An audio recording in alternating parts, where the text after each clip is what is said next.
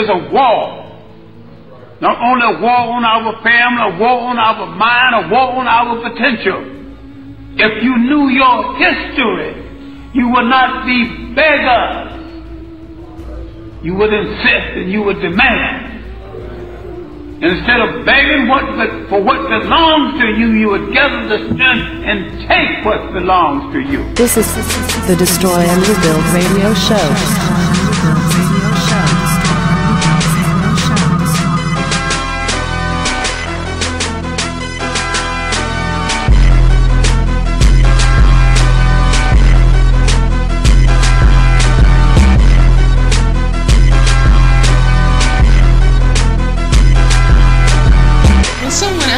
About violence, I just find it incredible because what it means is that the person who's asking that question has absolutely no idea what black people have gone through, what black people have experienced in this country.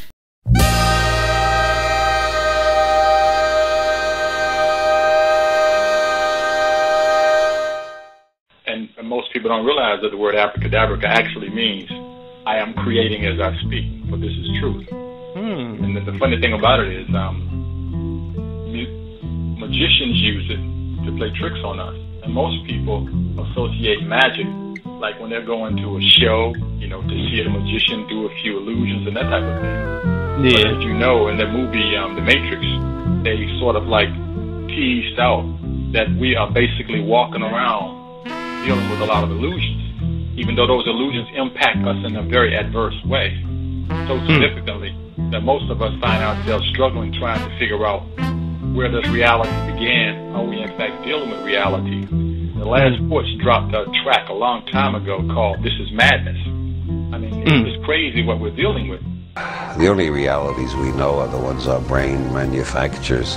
Our brain receives millions of signals every minute, and we organize them into holograms which we project outside ourselves and call reality. And you're pointing out about the distractions and the reactions. Check this out. Let's say if you had a brand new one and you woke up this morning and you found your toothbrush in the toilet, you'd be distracted, right? Yeah. You'd be distracted because as soon as you made that observation, there would be a quick adrenaline rush. And that adrenaline rush does not allow you to actually do some serious thinking. You find yourself reacting. You might curse. You might try and figure out where's your other toothbrush. Or you just might stand there spellbound. Because you are in a reactive mindset. And sadly, that's what happens to most of us. We are running around, reacting to everything around us, and we aren't responding. And that's usually directly related to three fundamental things for young people in particular. That's food, sex, music, clothes. You feel? Yeah, definitely. I mean, that's four, but when you really get down to it, you know, the clothes include the shoes, you know, and then you deal with the sports and the video games, so you find yourself constantly reacting to things. The love for the Jays, you feel me? I might sound like a lame right now, but you feel me? Look at the box. The box is cold.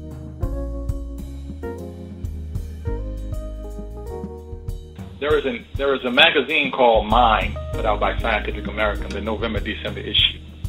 And it's a little comprehensive review in there on how the human mind is being tricked.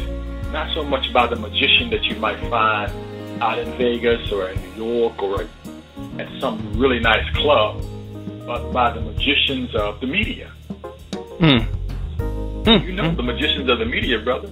All they have to do is someone with a really nice voice, dressed well, someone that sort of reminds you of you sometimes, or reminds you of somebody that you would like to get next to, and then the editor tells them what the storylines are, and they start dropping it. People find themselves paying attention. And the funny thing about the attention that they think that they're giving to the person presenting the story, it's distracted by the little banner running across the bottom or the top of the screen with some more news.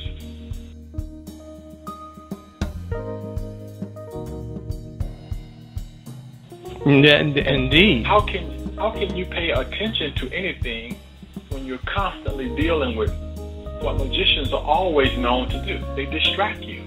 And they don't always do it with sleight of hand. They can bring out some incredibly attractive women. You know, they have fire jumping off behind them. You know, maybe it's an animal on the stage. bunny rabbit shows up from nowhere that you thought. You follow me? And then they say things abracadabra. You know? I say it, hocus pocus. Now I have you under my spell. Exactly. What can you do? The sad thing, my brother. This is not even about the vanilla sisters, but you know, the average vanilla teenage girl right now is caught up in Hollywood, processing the possibility of having a relationship either with a vampire or a graduate of Hogwarts from Harry Potter.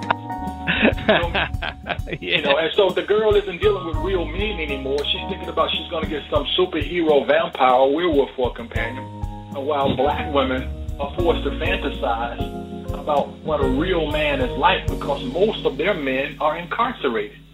You know? Yes. And then the brothers that are left out on the street are what? Misdirected. You feel me? But if I get the French pronunciation correct, there is a term that the French use, tromper l'œil, which means to deceive the eye.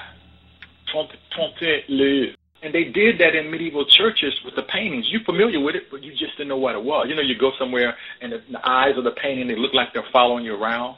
Yeah. You know? And then when brothers go in places, they may find that they have some incredibly attractive women. They used to do this at Nordstrom's when I used to go and buy my shoes. Be a fine sister trying to sell you some shoes. You know, if you're going to get a decent suit, be a fine sister there. Or if you go into a place where you probably shouldn't be to buy some jewelry, the person that owns the establishment will send over a fine sister to talk to you. And she's trying to do what? Tell you something. You feel me? Exactly, yeah. Distracted. You know, and while she's touching you and accidentally touching your hand on the counter and telling you your oil smells nice and your lady is so lucky to have you and all this and that, your head is getting as big as a balloon. And they work. does it to us every day, my brother. They do it to us every day.